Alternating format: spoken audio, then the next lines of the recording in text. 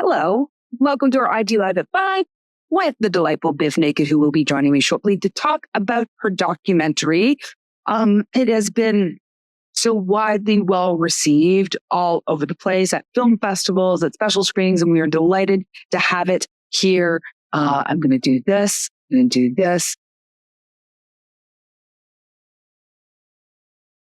Movie. I mean, spoiler alert, we did have a little event in Toronto for this movie. And so it's really fun that we're going to be doing this on IG Live. Hi, friends. Oh my gosh, I'm so excited to see your beautiful face. And you. Hi, how was last night? Oh my gosh, it was the best. I bet. Yeah, it's always the event. So people I know what you agree last night. So Andy Kim Christmas is an annual event that is held every year in support of Tammy. And it was incredible. Oh my gosh, it was just beautiful. It was magic. It was just magic. And Andy Kim is he's just the biggest star and he's so gracious. And it was amazing. It was amazing. I loved it. So great.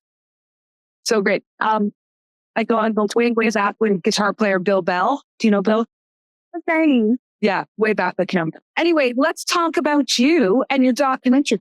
I think I hear you. Yes, there's some ruffling in the background. What do you think? Oh, that's probably great. Okay, Grace, make a noise. It's okay. Wait, you need to talk there. Sure. Okay, all right. So why? So why now, Biff? Why a documentary now at this time in your career, in your life? What made you say, yeah? It was kind of, it was Peter, my manager of 33 years. They were making a feature film based on the book by Bif Naked. And that's a memoir that came out in 2016. And he was kind of always being asked to do a documentary for years and years. He said no for many years. And he was having a conversation with the producers of that feature film. And he said he didn't want to do it. And they said, why aren't you just working with our company? We have the number one documentary in the world at that time called Brisbane, based on the fighter. And he just kind of was talking and they wound up working with Score G, with Adam Score G. And then it kind of worked out with Adam and with Pollyanna Hardwick Brown. And of course, the amazing Super Channel believed in my story and had faith in my story and everything that went with it. And they came on board and they're just all my guardian angels. I can't believe it. I have pinch me moments. And first time I saw the red cut, I cried. I was just so overcome. I just couldn't believe it. It was beautiful. It's so interesting to me that you've had such an emotional response to this experience in the documentary because, you wrote the book. You are an autobiographical songwriter. So what's so different about this medium for you, Beth? Oh my God. It's time. I can write, I can put my lyrics in, tell these tales that are cathartic and that are autobiographical, and I can kind of hide things in my poetic words. And then when I wrote the memoir, I can tell things that are textual.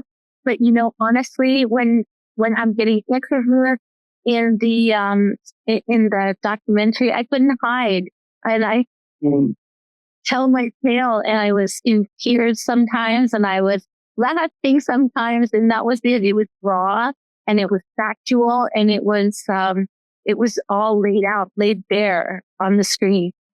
So interesting because obviously or maybe not obvious to anybody who hasn't seen the movie, which of course you can watch the documentary on Super Channel right now. The interview portions are, to your point, so raw and so open. Take me through that process, Biff, of how many times were you interviewed? How long? Was it exhausting? What surprised you in kind of what the interviewer was interested in? It was incredible because being able to work with you over 3.5 years, we went to France, we went to Mexico, they came on tour with us.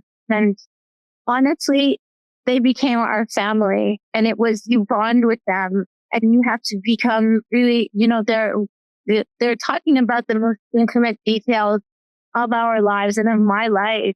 And it was, time stands still when you're sharing your truths, and when it's very tender, and, Pollyanna really has the most thoughtful questions. There's really, you have to be like very gingerly asking some of these topics, and really truthfully, it was just, it wasn't time stand still. You're just like, you're without any cares, and no qualms about sharing your whole life.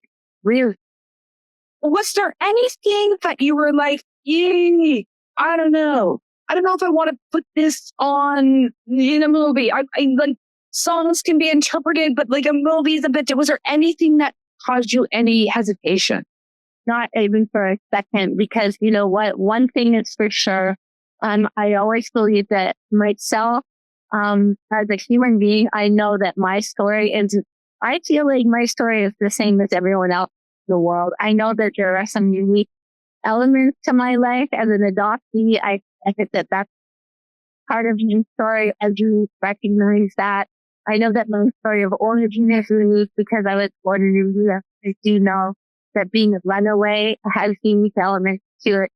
I know that being a cancer survivor is people to hear about. I do know that, but I also know my sense of being tenacious, and I know that my resilience is not unique, because I meet people who are so amazing every time I play a concert. When I meet the fans after the show, and when I talk to people, they break my heart, and they break my heart open every show. And they're so amazing. People are amazing to me. I meet human beings every single day of my life that are incredible. And I believe they're more incredible than I am. This to me is the like Bif Naked secret sauce, is your ability to always take you outside of the situation and think about others. So do you recognize that in yourself? I'm an elevator talker, Carrie. No, I'm an elevator talker. I do believe that every school has within us the capacity for this, like, and I don't even think it's universal love. I truly believe, and I believe this because I have such coolness in the world, even this year of 2025 and going forward in 2026. I truly believe that each one of us has the capacity to be able to, enshroud each other in feeling. Like, and I know that sounds so cheesy and so cornball, but I believe it's true. I believe that we can be one another's hand in the well, and right now we need it more than ever. And I just believe with all my heart that we can be that for one another. I do. And I agree wholeheartedly that is 100% your truth. Do you see that maybe people are surprised to hear that from you? Like maybe they would expect to hear that from a, balladeer or a country singer, like Bif Naked, house princess out there, crowd surfing, all the things that you've been. That is counterintuitive to some people. Do you see how maybe there's, I'm just dropping things here. Do you see that how maybe there's a disconnect there? Sometimes I do understand that, but I also know for sure that flight fans have probably kind of riding the wave with like, I've been doing this since I was 18 or 19 years old, and the fans that have been coming to my shows, since the beginning are now in their 50s with me. So, we've grown up together. So they know that I'm a cornball like this. And they, it's just like in the old days when my managers are like, just like rock out. Do not talk between things. Just talk. Just, we would be like, whoa. And then I would just like give it away. And we thought, so try as loud as you go. Be nice to one another. and that would just like not go over with the metalheads or the punk guys. I still hit people, with my microphone if I had. And, I didn't do the mosh pits. But I would still apologize in the mosh pit. I am a Gemini. There was the balance, You've got an aspect. But two sides of you, I guess. It's interesting to me in terms of those fans that have grown up with you since you were 18 versus the people who will be introduced to you anew with this documentary. Did you think about those two very different audiences and what they would learn about you? No, I think it's really, I think that there's still part of me that's always going to be that people pleasing, kid inside that just is like so badly, plus is a people pleaser that just wants everybody to like, no matter how much therapy I get, no matter how many guys break my heart, no matter how, whatever I do in my life. And I think this is true for all of us as we go through adulting. For whatever reason, there's no amount of work on ourselves. There's still that teeny part of us inside, that unhealed inner kid that's stumbled all over ourselves, clamoring, for that, I'll do it, or, oh, pick me, I'm still always going to be that person that just is, in, grade 2 ballet, that they're like them, so I think that audience, that's the new audience, I'm still going to be that people pleaser that just really just want everybody to like them. I'm always going to work on it and try and just have that self-acceptance and that, that anthemic love yourself today. Always going to work on it. And that's, why it's called a practice. And hey, it's okay to be gentle with ourselves and to keep working toward self-acceptance. I mean, we all have to work on it. But I like pleasing, and I like being a people pleaser. And self-acceptance is accepting that that's also who we are, and it's okay to work on it. Yeah, I mean, if that's there's a point when the criticism of being a people pleaser goes one step too far. Like I think that we should. I like being like, I want that for people. And I love so much that so often we get biopics, we get documentaries about people when they are past what the documentary is about in their life. And you are still so much a working artist. You are still playing. Your art is on full display in this documentary. Was there anything that doing this reignited in you in terms of your art? Like, were you like, oh, I can't wait to write again? Or have you always been writing through? How did this impact you as an artist? You know what? It's been amazing. A really unique experience for me to watch through other people's eyes, especially from listening to other interviews. Incredibly humbling. I just, a lot of pinching moments, but particularly being my manager and myself. Because he has been my manager since I was 21. My whole adult life.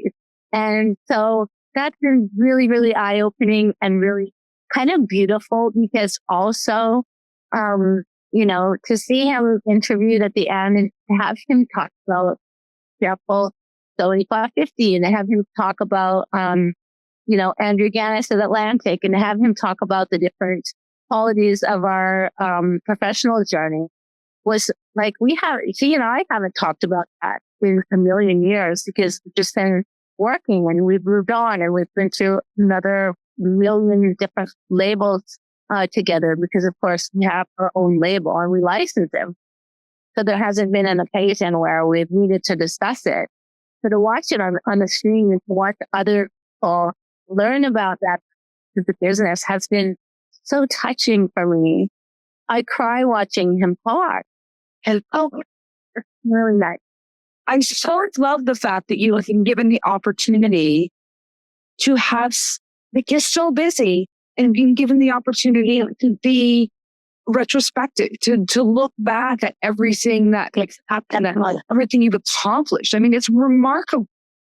It's been incredible. And I just feel so fortunate, so blessed. And I have a good time because I look at Tina Turner and I use this reference all the time. She was in her 50s when she started playing stadiums. So I feel like I'm in the middle of my career. You absolutely are. We're additional to the documentary part too. To circle back to the beginning, are we going to get a feature film? Well, they are in production, which is nuts to me. So yeah, we have been in the works for some time. It's like a long time to cast the right people and to Can you say who's going to play you? they're not at that stage. Can you say who you want to play you? I can't even imagine. Oh, I have no idea. I can't even imagine. I can't even put fingers on. I'm saying Scarlett Johansson. God bless you, child. I can't even imagine. I mean, I'm just saying, putting it out there. I love you. I love the movie. The movie is called Bif Naked. It is on the channel right now. Watch it wherever you can. Make sure you watch it. You are a treasure. And for anybody who doesn't know that, they are going to discover it in this movie. Bif, thank you so much. Thank you so much, Carrie. Bye. Bye.